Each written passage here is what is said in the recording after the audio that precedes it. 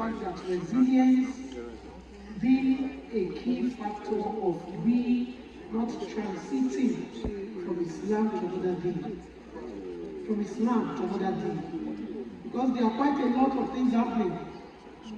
I met a sister a few years ago, and I met her recently. She said she's now on the other side of the deen now. And I now asked her, what's happened? She said, now I now have relationship with my God. This is the sister that had me pray once a day. Now she's not telling me that she now has relationship with her God. You never had anything before. Don't worry yourself, my brother. Thank you, sir. He said they are not useful. When they go, there's nothing they are contributing. Let me give you a personal experience. Somebody came to me in the mosque and said, "God, I need you to help me because the other place they want to help me, and that is why I have to come to you." I said, "How much will it take you to get to that place where they want to help you? I will give you transport money. Go there. We don't need you. If they want to go, let them go." Islam is a gift from Almighty Allah. When you are lucky you have it, you should be grateful to Allah. Allah does not give everybody. So we should know that. I want to thank you. Then our mothers, I want to thank you most sincerely that I see you as the Hezbollah is where we all belong. That is the party of Almighty Allah. I will start with you. With our children, how to go home. We are having a challenge of introducing our children to Salat. Are we not having it? Let me teach you one area. I met a man. He said this is the way he taught his children to love Salat. Whenever a child asks for anything, he said, "Don't worry, don't let us talk now. Let's talk after Zuhr prayer." If they say they ask me to bring something from school, say, "Don't worry. Let's talk when we finish Maghrib prayer." That day I want to go to Mr. Biggs. Say, "Don't worry. When we finish Isha prayers, remind me." So he now join everything that is good to all the salats. So the children now see that salat brings everything good. So when they finish prayer, that's what we want this. And that is how all the children, they are imams in various schools that they are attending. That is special to my mothers because they are with me. Despite the fact that you want to be with me, but you force yourself to be with me, but no problem. My brothers, Imam said we should do something that Nasfat we should all see Nasfat as our home. Let me tell you one brief story about myself. When I was the imam of a particular organization, I think I saw another general Yusuf around enter now. Where is he? Okay, so I know he can bear me witness. When Nasfat started in Abuja, they came to my house that they needed an imam. I gave them an imam because I couldn't go. Then later, they were giving them problems in National Mosque. I left and I met some people say, "Why should you do this?" The organization where I led, where I was the imam, they gave me query that I'm supporting another Islamic organization. And that is what led me leaving the society until today. So you might not know this. Supporting Nasfat. So we have seen it as that's what I've been telling people. Whenever you see anything in Islam, if you don't see Islam in it, you see yourself, you have lost already. You have missed everything. Because yours, Islam should be the mirror you see in everything and Almighty Allah. The moment you see your organization, you are actually not worshiping Allah. And let me also go to our youth. Quran says, "Innahum fityatun amanu bi rabbihim wa zidnahum hudan." When I was in the University of Ibadan, I was given the position of the chairman of Akinyele Area Council.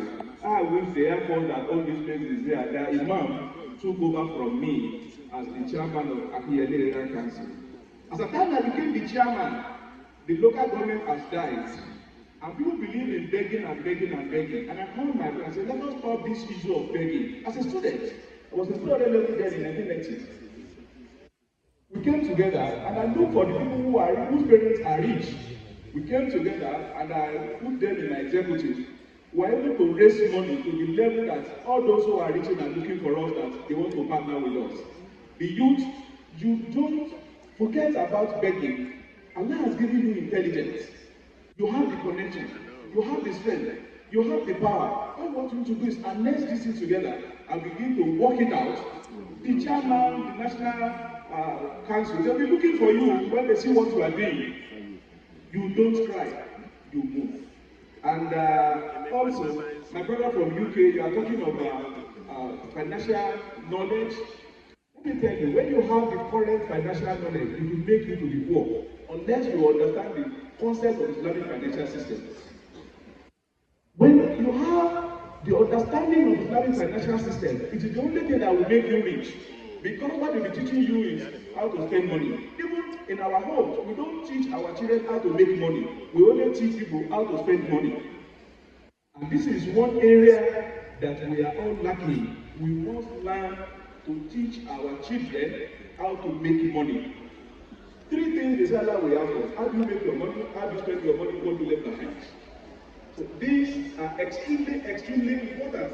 As we have the knowledge of spending the money, we must have the knowledge. We don't teach ourselves how to make money, but we have the knowledge of how to spend the money. So this is the things that we don't have. We should begin to teach ourselves how to save money as well. And you mentioned something about tax that is being given. As Nasfat key into this, when they pay something, you should not just know it. You should be able, when you see something good somewhere, there's something you people thought of, they call it benefiting. I think the negotiation, you know what they call benefiting, which is where people pay money. Those who don't want to pay that, they pay money on the in a particular account, and when they increase what they call matching grant that you mentioned, they will now give to you. I know so many organizations that did it in Nigeria. Nasfat was supposed to be in front. Go and find out what they call benefiting. Your imam is an NGO person. I'm surprised that it's not taking you there.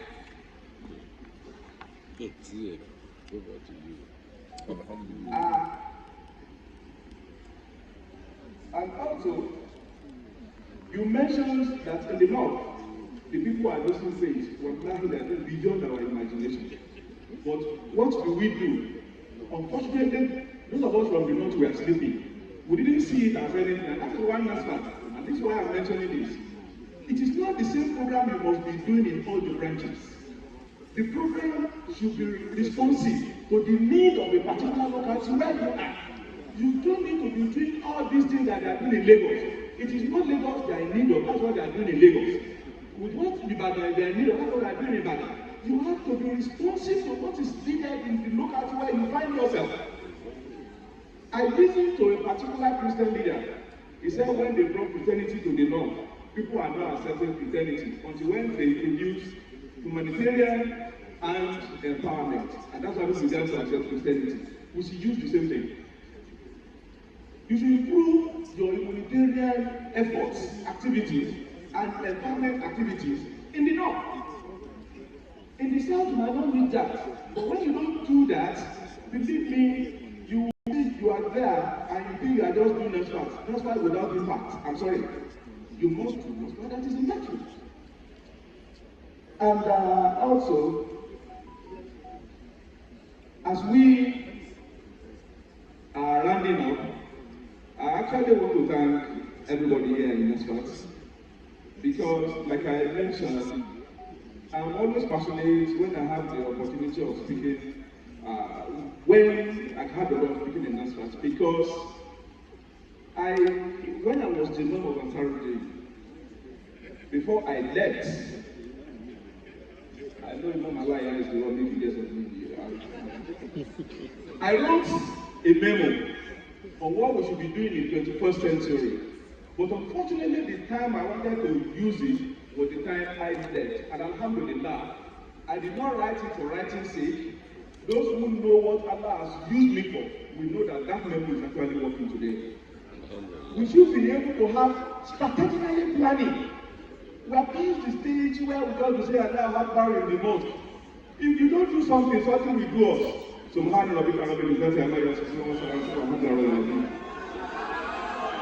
Allahu Akbar. Thank you very much. Strategic planning. Nasfat is well in the know of that. We have strategic